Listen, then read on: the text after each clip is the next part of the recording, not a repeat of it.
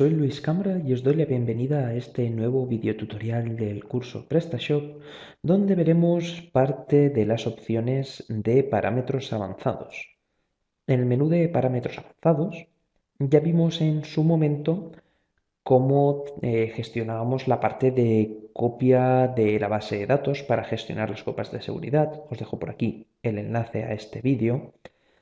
Y aparte de eso, veremos hoy información, el rendimiento, correo electrónico, registros, logs y web service. Dejaremos para otros vídeos tanto la importación de archivos y de datos a PrestaShop como el gestor de SQL. Bien, lo primero que vamos a necesitar, o lo primero que vamos a ver, va a ser la parte de información. Ya, lo tengo yo ya aquí abierto. Información no es más que una pantalla donde básicamente lo que nos va a mostrar es información. Tanto información de la tienda, en qué versión estamos, aunque eso siempre es visible, dónde está ubicada y cuál es el tema actual que está utilizando. También cómo está configurado nuestro email, los datos del navegador que estamos utilizando ahora mismo. Esto es interesante, que son los datos del servidor, cómo está configurado, nuestra base de datos, directamente cómo está trabajando y también la comprobación del servidor. ¿Vale? Ahora al estar en local hay muchas cosas que no van a estar mostrándose. Entonces no hay problema, igual que el archivo o la lista de archivos modificados. En los servidores remotos tendríamos un poquito más de información sobre nuestros servidores donde tenemos alojadas las webs o las tiendas, en este caso con PrestaShop. Bien, pasando al segundo, que sería el rendimiento, lo voy a abrir, que está aquí ya preparado. El rendimiento hace referencia sobre todo al uso de compresión de archivos, uso de caché y en todo caso el uso de según qué elementos en la web, sobre todo para que cargue con mayor rapidez. Lo primero que vamos a tener en cuenta es este apartado de Smarty. El Smarty hará referencia a lo que es la plantilla, ¿de acuerdo? Si nosotros estamos realizando cambios en nuestras plantillas, lo normal es que lo tengamos en forzar compilación. Si no lo tenemos en forzar compilación, veremos que muchas veces, aunque cambiemos la programación de nuestras plantillas o de nuestro PrestaShop, no va a resultar. Por lo tanto, debería estar en forzar compilación. Cuando hemos acabado ya todos los cambios, que todo funciona con normalidad, deberíamos pasar a nunca recompilar. Sobre todo cuando tenemos la caché activa. Si no tenemos la caché activa nos da completamente igual. Teniendo esto, lo que haremos es que no necesite ver si hay nuevos cambios o no, sino que se fiará de los archivos caché que existan en el propio PrestaShop. Bien, entre ellos dos tenemos un paso intermedio, ¿de acuerdo? Que muchas veces para según qué proyectos es más interesante que este, cuando vamos haciendo pequeños cambios con asiduidad. Esta opción lo que nos permitirá es ir haciendo cambios y que si algo se modifica, se recompilará. ¿Vale? Es una opción intermedia. Ya digo que dependiendo del proyecto en el que estemos y de la fase en la que estemos, interesará utilizar una u otra. Después, caché. Básicamente, si vamos a utilizar la caché de Smarty, sí o no. Y después el tipo de caché. En este caso, si lo vamos a utilizar a través del sistema de archivos o de MySQL. El normal que vais a poder utilizar en vuestros servidores será el sistema de archivos, porque en MySQL, si no está preparado el servidor, os funcionará mal o os dará errores. Después, el vaciado de caché, quiere decir de los archivos que generan la caché. Podemos tener que no se limpien nunca o que se limpien cada vez que se haya modificado. Yo siempre dejaría esta activa porque es la más interesante. Aún así, muchas veces puede ser necesario que necesitemos limpiar la caché. Para hacerlo, tenemos un botón aquí arriba que apretándolo, simplemente haciendo clic en él, veríamos cómo limpia todos los archivos de caché y los volvería a recompilar. Hay que tener en cuenta que para que recompile, tenemos también que decirle que recompile. ¿De acuerdo? Hay que tener en cuenta las opciones que tenemos. Bien, si bajamos un poco para abajo, aquí tenemos en el modo depuración. Quiere decir, podemos desactivar algunas opciones de PrestaShop si queremos ver si por ahí fallan algunas cosas o no. Por un lado, tenemos inhabilitar los módulos no nativos. Quiere decir, cualquier módulo no nativo que no pertenezca al propio PrestaShop, si le damos así, lo desactivaríamos. Es una forma de ver rápidamente si los errores vienen por módulos fuera de PrestaShop o por módulos internos de PrestaShop. Inhabilitar las sobrecargas es una traducción un poco extraña de lo que realmente hace. Lo que haría sería evitar los overrides, que es una traducción literal de sobrecarga, o al revés, o sobrecarga es una traducción literal de override. Los overrides son archivos que se generan dependiendo de módulos o si se hace una programación a medida para cambiar el funcionamiento normal de PrestaShop o de los módulos de PrestaShop. Esto básicamente es de depuración entonces. Esto es una parte que se utilizará por la parte técnica, pero no a nivel de usuario como norma general. Bien, bajamos a la parte de abajo donde podemos ver que podemos desactivar algunas de las cosas si no las necesitamos. Quiere decir, si en nuestra tienda no gastamos ningún tipo de combinaciones, por ejemplo, tallas, colores y demás, lo podemos quitar. Las funcionalidades que dice aquí realmente son las características de los productos. Quiere decir, si no las gastamos tampoco, las podemos quitar. Igual que los grupos de clientes, básicamente, si no vamos a tener uso de grupos de clientes, sino vamos a utilizar los básicos o simplemente un grupo de clientes, lo podemos dejar en no. Todo esto hará que la tienda vaya más rápida. Básicamente porque evitará comprobaciones, evitará según qué trozos de código para mirar si tienen, no tienen o qué tienen que hacer y eso aumentará la velocidad. Después bajamos a lo que es la compresión. Vamos a poder comprimir los archivos CSS, JavaScript, reducción de código HTML. Básicamente esto lo que vamos a hacer es comprimir todos los archivos HTML en una línea. Compresión de JavaScript dentro del código HTML, exactamente lo mismo. Mover JavaScript al final quiere decir que cogerá todos los archivos JavaScript y los moverá al final de la página. Esto lo que hace es que primero cargue la página y después estos archivos. Algunas funcionalidades tardarán más en aparecer, pero el usuario verá antes una carga. Y por último, optimizar Apache. Básicamente esto lo podemos activar, pero dependemos del servidor que nos deje o funcione o no funcione. Las dos más básicas que tendríamos que tener conectadas serían estas dos. ¿De acuerdo? Aunque dependiendo del servidor puede que nos dé fallo en alguna. Lo mejor para saber qué funciona o qué no funciona en nuestra tienda es casi por prueba-error. Lo primero que os aconsejaría sería conectarlo todo y ver si todo funciona bien. A partir de ahí podemos ir viendo si algo falla, ir desconectando uno a uno.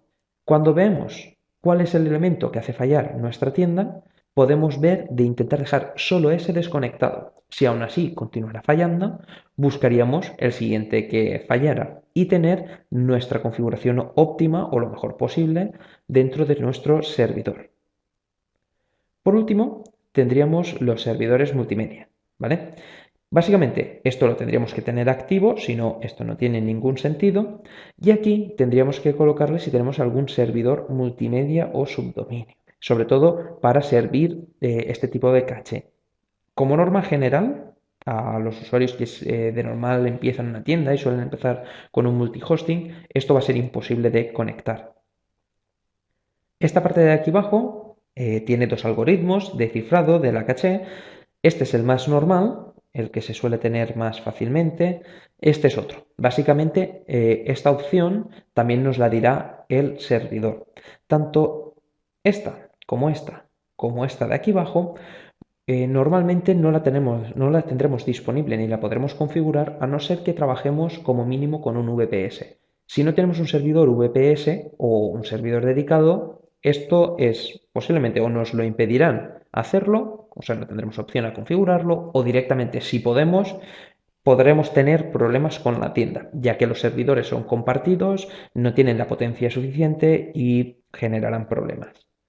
El último apartado que veríamos sería el uso de caché. Esto es caché del servidor. Básicamente, este tipo de caché nos indicaría al servidor cuál es el que tenemos disponible y cuál es el mejor, y en todo caso, una vez lo tengamos, nos diría cuál es la IP del servidor para que cargue, el puerto y el peso. ¿De acuerdo? Con esto tendríamos una funcionalidad más rápida de nuestra tienda. Pero ya digo, lo normal es que podamos configurar de aquí y de aquí para un servidor multihosting, y si ya tenemos uno más potente entraríamos a configurar estos elementos de aquí abajo. Bien, Vamos a pasar al siguiente, que sería correo electrónico. En correo electrónico, lo único que vamos a tener en este caso serían los emails que se han enviado, tendremos un listado de todo lo que se ha enviado en nuestra tienda y bajo la configuración de nuestro correo electrónico. ¿Vale? Aquí es donde decidiremos, por un lado, si queremos que los emails que se envíen en nuestra tienda queden registrados y qué función queremos utilizar. La normal es utilizar la mail de PHP. Quiere decir, va a utilizar la función básica de PHP para lanzar nuestros emails. En la parte de abajo veremos si queremos enviar el email única y llanamente con su formato HTML o si queremos enviarlo en formato de texto. Lo normal es enviarlo en ambos, ya que si alguien tiene problemas abriéndolo en HTML, siempre le queda el formato de texto para recibir la información. La parte de arriba.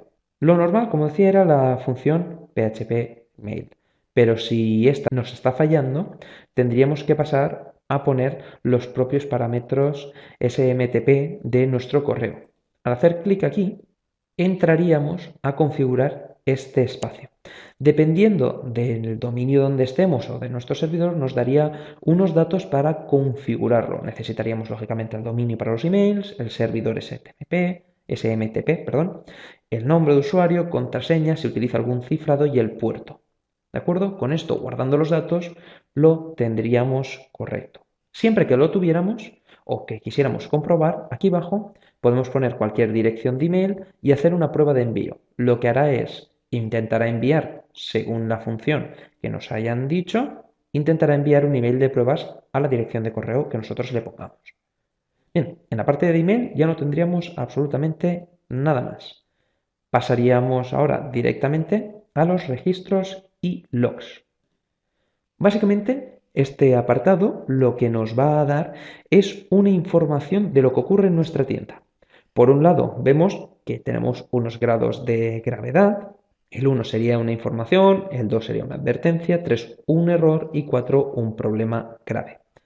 Lo que tendremos será un registro de lo que ha ido pudiendo pasar, de los cambios que se han realizado en nuestra tienda y a partir de ahí si hay algún tipo de error. Si lo vemos, por ejemplo, por aquí, en el ejemplo que yo tengo, ¿de acuerdo? Si estamos dentro, los cambios, como el usuario, qué ha hecho y cómo lo ha hecho, cuando se ha conectado, se ha dejado de conectar, y después vemos, por ejemplo, algunos errores que han sucedido. Bajo, nosotros le podemos decir cuál es el nivel máximo de gravedad para que nos avise por email. Si nosotros, lógicamente, le ponemos 5, no recibiremos ningún email. ¿Por qué? Porque el máximo que tenemos aquí es 4. Por lo tanto, si nosotros queremos recibir emails con los errores que han podido pasar, tendríamos que bajar este elemento para ver cuando suceda alguno de estos errores o advertencias, recibir nosotros información. Hay que tener en cuenta que algunas veces o muchas veces van a salir muchas advertencias o errores puntuales debido a fallos de la conexión del usuario, microcortes que pueda tener el propio servidor, etcétera, etcétera. Entonces, tampoco hay que emparanoiarse con este tipo de errores que pueden suceder, a no ser que tuviéramos errores críticos continuos y en alguna parte de la tienda, lo cual sería bastante evidente. Fuera de eso, no habría que hacerle tampoco un caso excesivo. Por último, vamos a ver el apartado de Web Service. Lo tenemos aquí. Este apartado, como norma general, como usuarios no se va a tocar. Es un apartado que realiza o permite realizar conexiones a PrestaShop externas para realizar acciones, bien sea de consulta o de cambio de información. Estos serían los apartados que utilizan los ERPs, por ejemplo, para conectarse, o una de las formas que utilizan. Básicamente lo que nos permitiría sería conectar o no este servicio. Lógicamente, para conectarlo tenemos que tener estas opciones disponibles en nuestro servidor, si no nos sirve de nada. Y después, esto sería para forzar un CGI para PHP. Pero bueno, esto ya os digo que es más a nivel de programación y que a lo mejor a vosotros os interesa poco. Lo único que podéis saber es que para crear alguno, básicamente aquí dentro podéis generar los accesos que se va a permitir y cómo se va a permitir, generando una clave y después indicándole a qué va a tener acceso y cómo va a poder acceder o modificar esa información. Pero vaya, no habría nada más. Ya digo que este apartado, aunque está dentro de nuestra tienda, es más bien para tocar por los técnicos o los programadores que estén haciendo un tipo de conexión hacia nuestra tienda. Pues bien, hasta aquí ha llegado este vídeo y nos vemos en próximos vídeos. Muchas gracias por ver este vídeo del curso PrestaShop. Si quieres ver todos los vídeos que vaya subiendo, suscríbete al canal. Si te has perdido alguno o quieres ver todos los que ya existen, puedes ver la lista de reproducción. También, si quieres seguir todas las novedades que pongamos, puedes seguirnos en nuestras redes sociales. Y si tienes alguna pregunta o necesitas ayuda con tu proyecto o tu tienda, puedes ponerte en contacto con nosotros y pedirnos presupuesto.